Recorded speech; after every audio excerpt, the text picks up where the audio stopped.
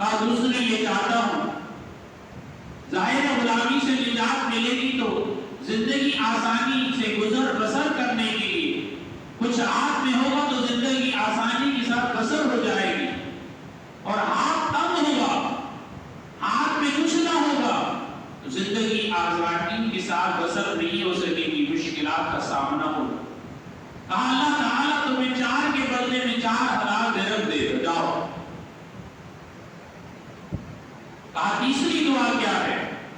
کہا تیسری دعا یہ ہے کہ میں چاہتا ہوں کہ میرا مالک مسلمان نہیں وہ مسلمان ہو جائے۔ کہا جاؤ تمہارے مالک کو کہ اللہ تعالیٰ ایمان لانے کی توفیق عطا کرے۔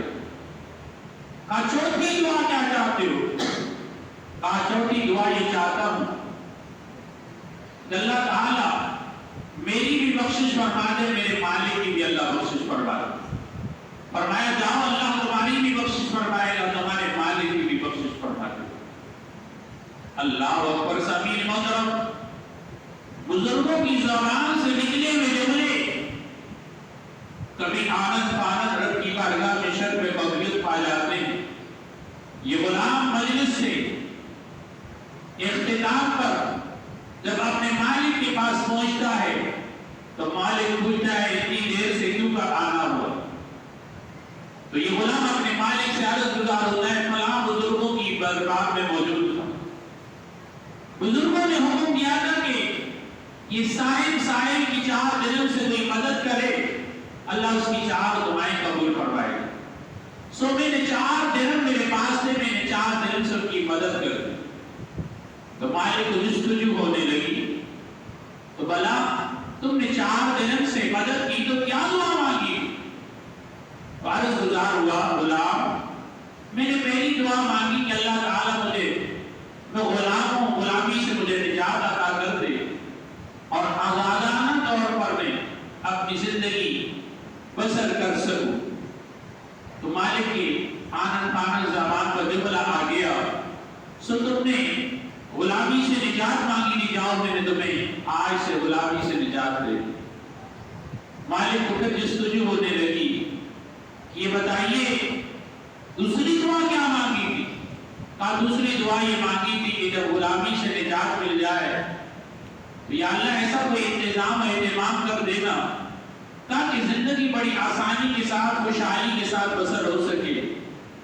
تو مالک نے 4,000 درہم نکالے اور غلام کو دے دیے، کہا جاؤ اس سے اپنی زندگی بآسانی طریقے سے بسر کر سکو بقیہ۔ کہا تیسری دعا کیا مانگی تھی؟ کہا تیسری دعا یہ مانگی تھی کہ ماں پروردگار میرے مالک کو ایمان لانے کی توفیق عطا کر دے۔ تو اسی وقت وہ مالک کہنے لگا مجھے بھی کلمہ پڑھا دو، میں بھی مسلمان ہو جاتا ہوں۔ فرمایا جب وہ کلمہ پڑھا اور مسلمان ہو گیا۔ کہا چوتھی دعا کیا مانگی تھی؟ کہا چوتھی یہ دعا مانگی تھی کہ اللہ تعالیٰ میری بھی بخشش فرما دے اور میرے مالک کی بھی اللہ بخشش فرما دے۔ تو مالک کہنے لگا یہ میرے اختیار میں نہیں، یہ تو رب کی مہربانی، جسے چاہے بخش دے، جسے چاہے عذاب سے دوچار کرے۔